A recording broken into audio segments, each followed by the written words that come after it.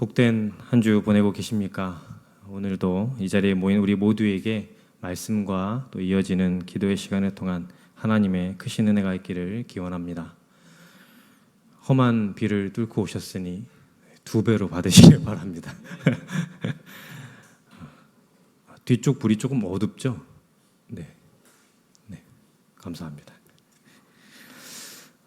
지난 설교에서 말씀드렸듯이 이 에베소서 가운데 인상적인 것은 6장밖에 되지 않는 짧은 편지임에도 하나님과 교회를 아는 교리와 그에 따른 실천적인 부분이 함께 기록되어 있다라는 것입니다. 바울 사도는 앞선 1장에서부터 3장까지 하나님이 이루신 구원과 에베소 교회 성도들이 누리는 영광스러운 신분에 관하여서 설명하고 그들을 위해서 기도합니다. 그리고 이어지는 서신의 후반부인 이제 4장부터 사도는 그 그리스도의 몸된 교회로서 어떻게 교회를 이루어가야 하는지 실천적인 권면으로 옮겨갑니다. 사도는 먼저 4장 1절에서부터 6절까지 예수 그리스도께서 이방인과 유대인을 하나로 교회를 하나로 묶으셨으니 하나된 성도들이 그 하나됨을 힘써 지킬 것을 권합니다. 특히나 사도는 이 하나됨을 권면함에 있어서 신앙 고백적인 형식을 취하게 되는데 성부, 성자, 성령이 한 분이시고 믿음, 소망, 세례, 몸이 하나라는 이 신앙 고백적인 진술로 이 권면의 깊이를 더해갑니다. 성도들은 그리스도 예수 한 분 안에서 하나님께 부름을 받고 한 소망을 가졌으며 한 성령으로 한 믿음과 한 세례를 통하여서 한 몸이 되었습니다. 그리고 그러므로 성도가 성령을 통하여서 실현된 이 교회의 하나됨을 지키기 위해 모든 노력을 기울이는 것은 지극히 당연한 일이 되는 것입니다. 그리고 이어서 사도는 7절에서부터 16절까지 그리스도께서 이러한 성도들, 교회에게 은혜를 베풀어 주시고 또 이 은혜의 방편으로서 다양한 은사 가운데에 직분들이 나타남을 가르쳐 줍니다. 직분자들은 모두가 다 교회를 위해서 존재하며 이 가운데 교회는 그리스도의 장성한 분량까지 자라나는 것임을 가르쳐 주는 것입니다. 그리고 이것이 바로 우리를 구원하신 주님의 목적이요 예수님께서 이 땅에 다시 오실 때까지 교회 안에서 계속 이어져야 할, 계속되어야 할 하나님의 은혜입니다. 바울 사도는 이렇게 성도들을 향해서 권면한 후에 오늘 본문 17절에 접속부사 그러므로라는 이 접속부사를 통하여서 한 발자국 더 나아가게 되는데 그렇다면 그리스도의 장성한 분량까지 자라가는 성도들이 삶에서 어떻게 살아가야 되는가? 이것을 구체적인 원리와 예를 들어서 설명하기 시작합니다. 이에 이러한 성도의 구체적인 삶에 대한 예가 6장까지 계속되는데 이 가운데 오늘 본문에서는 이처럼 성도의 삶을 구체적으로 설명하기에 앞서서 성도의 삶과 그렇지 못한 자, 즉 성도가 아닌 자의 삶이 어떻게 다른가에 대해서 설명합니다. 특별히 사도는 성도의 삶과 불신자의 삶을 본문에서 옛사람과 새사람이라는 표현을 칭하고 있는데 구성을 보게 되면 먼저 새사람이 되기 전에 옛사람이 어떠한지를 알려주고 또 그에 이어서 그와 대조되는 새사람에 대해서 설명해 줍니다. 본문을 마주하면서 먼저 우리가 흥미롭게 볼 수 있는 것은 바울 사도는 이 옛사람을 일컬어서 안 믿는 사람, 불신자 이런 직관적인 표현이 아니라 이방인이라는 이 표현을 쓰고 있다는 사실입니다. 그렇다면 왜 하필 이방인이라고 부르는 것일까요? 에베소서 전체의 내용을 보게 되면 봐서 짐작해 보면 아마도 당시 이방인 기독교인들이 회심하여 교회 가운데에 들어왔을 때에 자신들이 과거에 가졌었던 풍습, 생활 방식과 같은 부분을 완전히 버리지 못하고 있었기 때문입니다. 물론 이해합니다. 사람이 하루아침에 습관이 바뀐다, 생활이 바뀐다라는 것은 쉬운 일이 아닙니다. 이에 당시 이방인 기독교인들이 그러한 과거의 모습들을 계속 버리지 못하니 너희는 이제 그래서는 안 된다. 더 이상 이방인으로 살지 말고 새 사람으로 살아야 된다라고 권면하는 것으로 보입니다. 물론 이방의 모든 풍습이 다 나쁘다라고 단정할 수는 없습니다만 그럼에도 불구하고 지금 사도는 교회 안에 들어온 이방인 기독교인들에게 예수를 믿고 또 그 안에 있게 되었을 때에 성도의 삶 가운데에 어떤 변화가 있는지에 대해서 설명하고 또 또 너희들 역시 이러이러한 삶의 변화가 있어야 된다라고 얘기하는 것이죠. 그렇다면 사도는 과연 예수를 믿는 자 그리고 예수를 믿지 않는 자가 어떤 면에서 차이가 있다라고 했을까요? 먼저 오늘 본문 17절에서부터 19절에서 이렇게 말하고 있습니다. 제가 봉독해 드리겠습니다. 그러므로 내가 이것을 말하며 주 안에서 증언하노니 이제부터 너희는 이방인이 그 마음에 허망한 것으로 행함같이 행하지 말라. 그들의 총명이 어두워지고 그들 가운데 있는 무지함과 그들의 마음이 굳어짐으로 말미암아 하나님의 생명에서 떠나 있도다. 그들이 감각 없는 자가 되어 자신을 방탕에 방임하여 모든 더러운 것을 욕심으로 행하되. 이제 여기까지가 이제 옛사람 이방인들의 삶의 특징입니다. 그들은 감각 없는 자가 되어서 모든 것이 욕심과 방탕으로 행합니다. 그리고 이어서 그리스도를 따르는 성도들, 그 성도들의 원리, 세 사람의 원리가 이제 20절부터 나오게 되는데 오늘 보면 22절에서부터 24절까지 우리 다시 한번 합독해 보도록 하겠습니다. 22절에서부터 24절입니다. 함께합니다. 너희는 유혹의 욕심을 따라 썩어져가는 구습을 따르는 옛사람을 벗어버리고 오직 너희의 심령이 새롭게 되어 하나님을 따라 의와 진리의 거룩함으로 지으심을 받은 새 사람을 입으라. 아멘. 보시는 바와 같이 아주 대조적입니다. 옛사람은 방탕하고 모든 것에 욕심을 따라 자신을 방임합니다. 그러나 그에 비해서 그리스도를 따르는 성도들은 의와 진리의 거룩함으로 지으심을 받은 자로 살아갑니다. 근데 여기서 한번 같이 생각해 보고 싶은 것이 있습니다. 이제 저도 그렇지만 여러분, 우리 주위에 우리 안 믿는 분들 많이 있지 않습니까? 그렇죠? 저만 하더라도 저의 아버지께서는 아직 예수님을 주님으로 영접하지 못하셨습니다. 그렇다면 다 그분들이 이렇게 사시던가요? 방탕하고 방임하고 이렇게 막 사시던가요? 아무리 이제 저의 아버지의 회심이 저의 인생의 수건 사업이라고 할지라도 이제 그렇다고 해서 저희 아버지를 봤을 때 꼭 이 정도 표현까지 쓰고 싶지는 않습니다. 그렇다면 이번엔 반대로 하나 더 생각해 보겠습니다. 반대로 그렇다면 우리는 진정 의와 진리로 거룩함을 입은 새 사람으로 살고 있습니까? 방금 어떤 분이 저의 눈을 피하셨는데 쉽지 않죠. 물론 예수 그리스도로 인하여서 새 사람인 것을 믿지만 이게 뭔가 마음 가운데에 자신이 없어지는 무언가가 있는 것입니다. 보신 바와 같이 지금 본문은 신자의 표지와 불신자의 표지를 보여주는데 사실 본문을 마주하면서 제가 의아한 부분이 이 부분이었습니다. 정말로 믿지 않는 사람들은 이렇게 방탕하게 사는 것일까? 그리고 반대로 나는 진정 새 사람으로 살고 있는가? 이럴 때 조금 자신감이 떨어진다는 말입니다. 실제로 우리 주변에 많은 사람들이 예수님을 믿지 않지만 사는 것이 썩 괜찮아 보일 때가 많습니다. 또 반대로 예수를 믿는다라고 할지라도 도리어 믿는 사람들이 사건, 사고를 일으키는 경우가 많이 있습니다. 그래서 이제 요즘 드라마나 영화 같은 매체에서 나쁜 행동을 하는 인물들의 배경이 이제 교회와 관련된 설정으로 나오는 것을 우리는 어렵지 않게 볼 수가 있습니다. 이렇듯 예수를 안 믿는다라고 해서 더 방탕하거나 반대로 더 믿는다고 해서 더 낫다라고 확신하여 말하기가 쉽지가 않습니다. 뿐만 아니라 이 땅의 다른 종교들 역시 똑같이 사랑을 말하고 자비를 말하며 선행을 추구합니다. 물론 오늘 본문에 있는 방탕한 모습들은 그 당시에 로마인들이 살았던 모습을 일컫습니다. 이제 지금은 그렇게 살질 않죠. 그러다 보니 하나님만 섬기라는 것만 다를 뿐 우리와 다른 종교 가운데 어떤 큰 차이점이 보이지 않는 것이 오늘날의 모습이며 심지어 종교가 없어도 사랑과 자비를 베푸는 경우가 생각보다 많이 있습니다. 그렇다면 도대체 우리와 그들의 차이가 무엇일까요? 새 사람과 옛 사람의 차이가 어디에 있는 것일까요?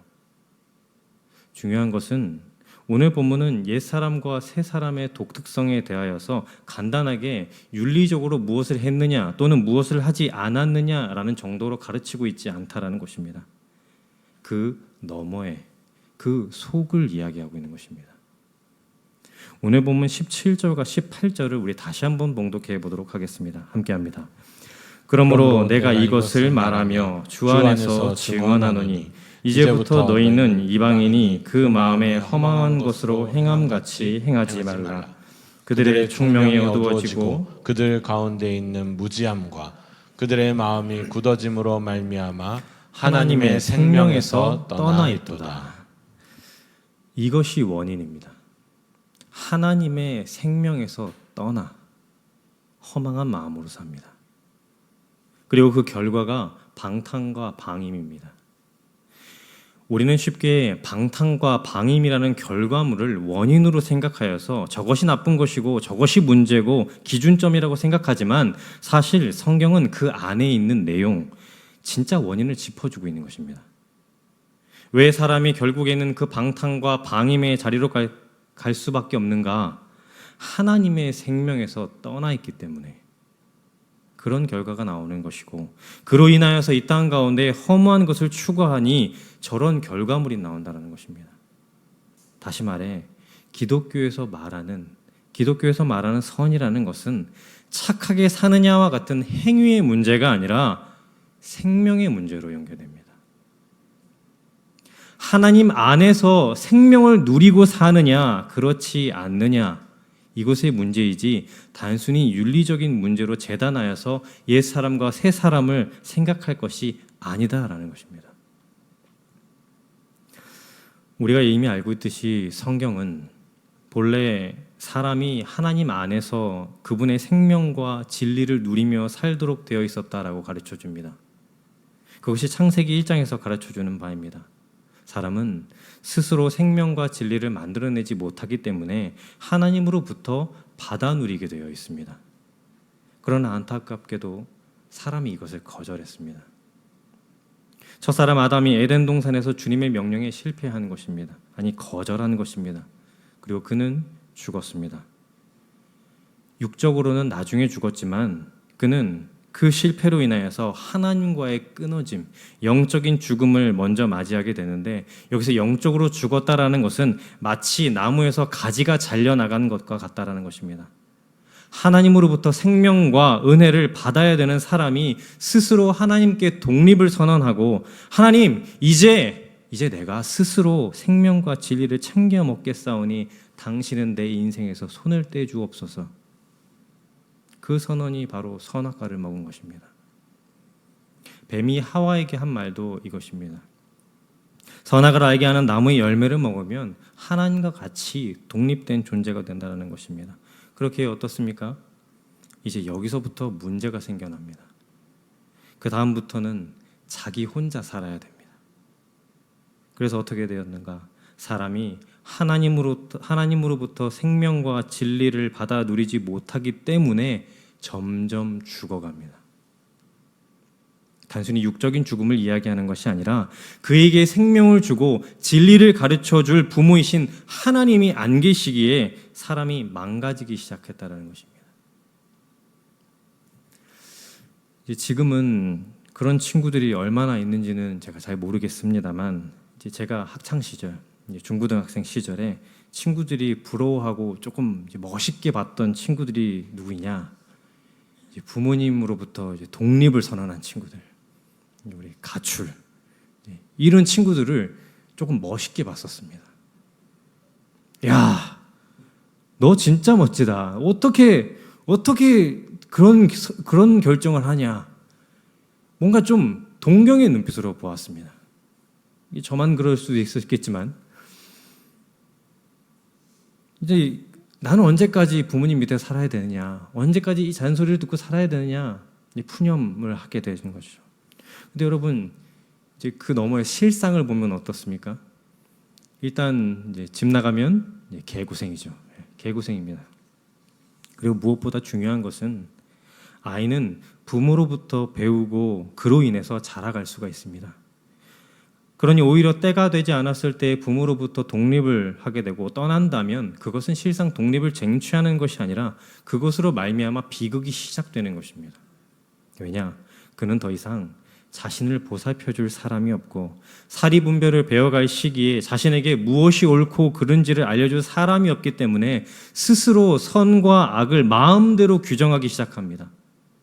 그리고 그로 인해서 망가지는 것이죠. 그래서 자녀에게는 부모가 필요한 것입니다. 무엇이 옳고 무엇이 그른지 알려주고 돌봐줄 부모 말입니다. 그러나 아담이 혼자 살아보겠노라 선언해버리고 나갔습니다. 그러면 이어지는 역사가 어떻게 되었습니까? 형이 동생을 죽입니다. 더 이상 하나님이 주시는 그 풍성함을 온전히 누리지 못하니 그 공간을 세상에 있는 것으로 채우다가 결국 남의 것을 빼앗고 또 빼앗는, 그래서 형제를 죽이는 것과 같이 잔인해지기 시작합니다.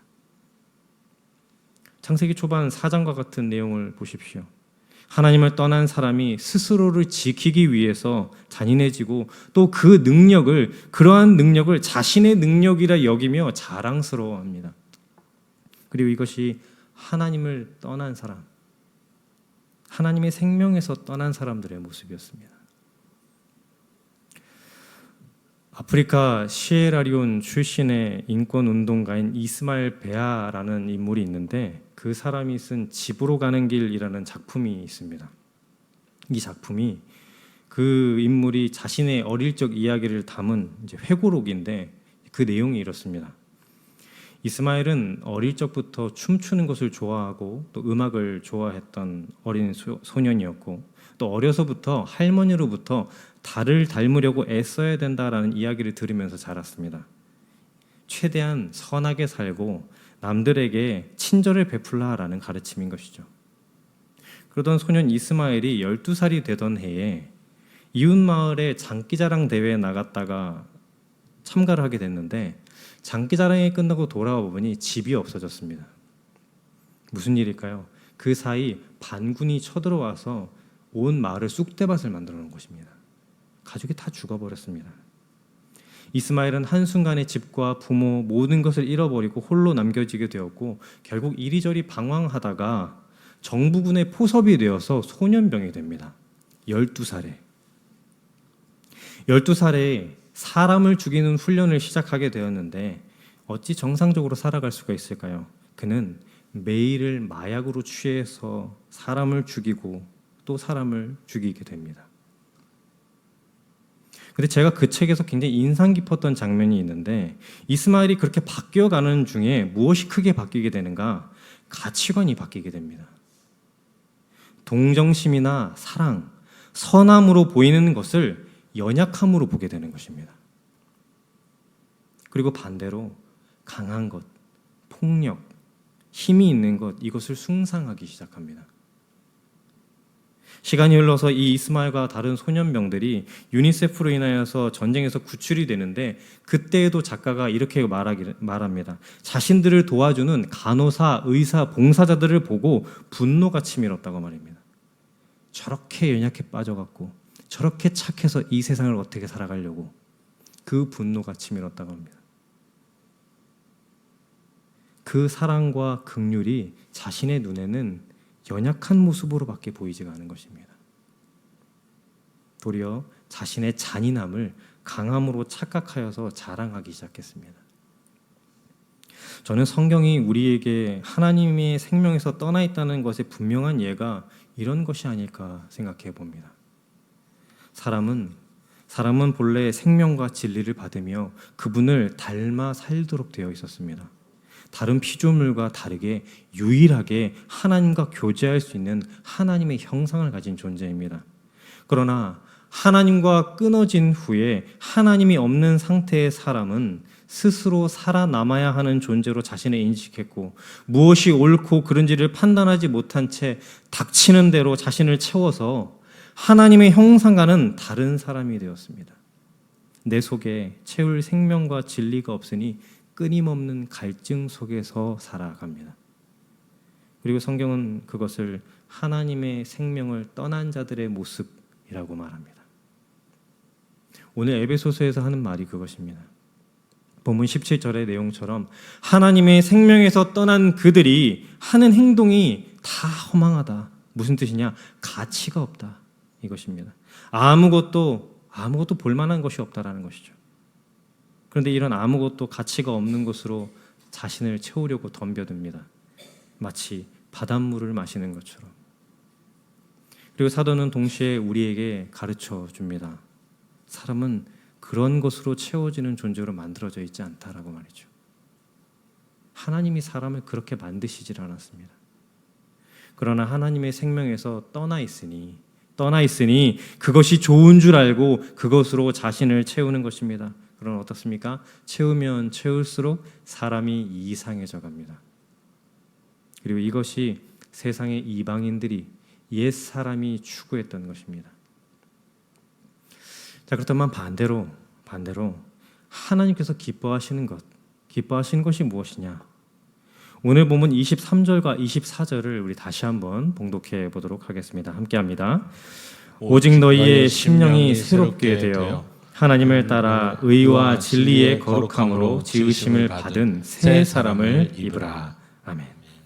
여기 24절을 보시면 하나님을 따라라고 기록되어 있는데 이것은 쉽게 말해서 하나님을 닮은 이라는 것입니다. 창세기 1장에서 하나님의 형상대로 지음받은 그대로, 즉 하나님을 닮은 의와 진리와 거룩함으로 지으심을 받은 새 사람을 입으라라는 것입니다. 그러니까 앞의 내용과 함께 생각해 볼 때에 성경은 우리에게 계속해서 요구하는 것입니다. 무엇을 요구합니까? 너희가 그리스도 안에 있는 가운데에 하나님의 것으로 너희를 채워라. 세상의 것이 너희를 만족시킬 수가 없다. 오직 그리스도 안에 있으면서 하나님의 의와 거룩으로 너희를 채워라. 그것이 우리를 훌륭하게 만드는 것이다.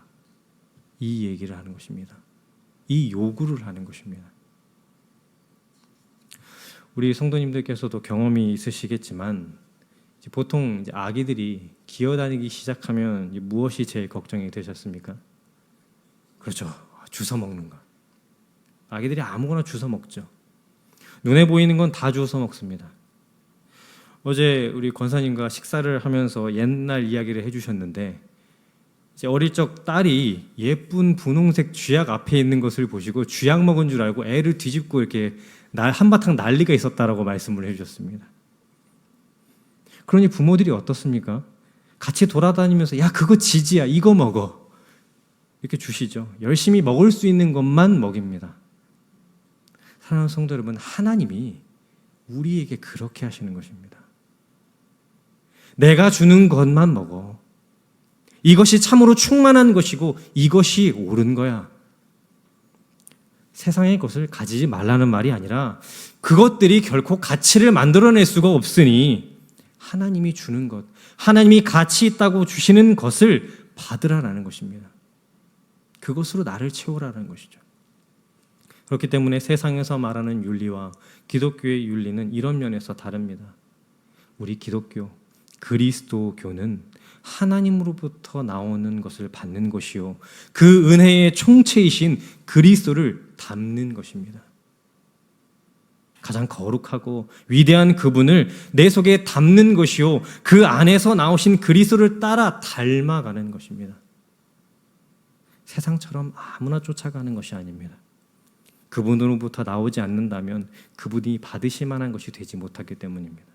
그러나 반대로 그분으로부터 나오는 것이라면 그것이 얼마나 크고 얼마나 작든지 간에 하나님은 기뻐하십니다.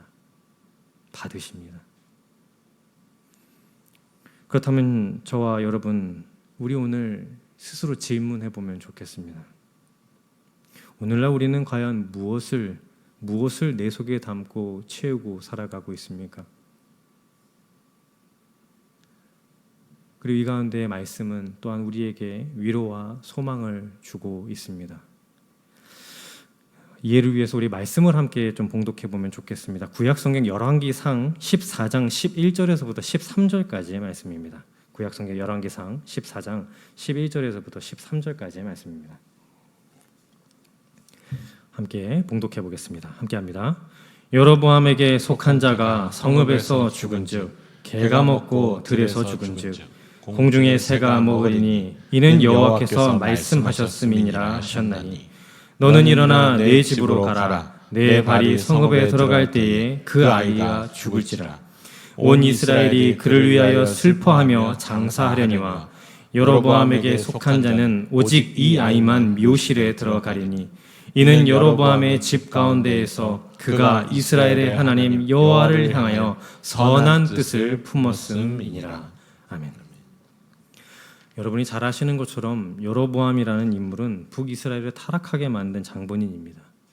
이로 인하여서 하나님께서는 여로보암의 집을 심판하겠다라고 말씀하시는데 그 가운데 딱 한 명 구원을 받았습니다. 바로 여로보암의 아들 아비야입니다. 방금 읽은 본문으로 짐작해 보면 이 아비야는 어린 아이였던 것 같습니다.